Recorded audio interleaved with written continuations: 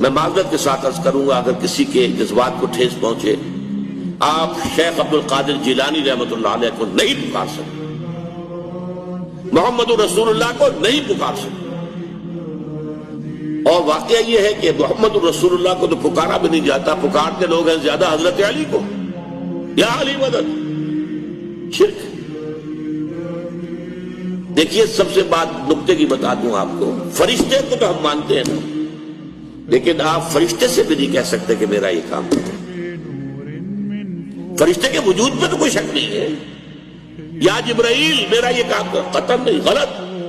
شرک۔ لا تدعو مع اللہ احدا، اللہ کے سوا پکارنا کسی کو نہیں، دعا کسی سے نہیں ہے، استغاثہ کسی کا نہیں ہے، استعانت کسی سے نہیں ہے، استمداد کسی سے نہیں ہے، استنصار کسی سے نہیں ہے، سوائے اللہ۔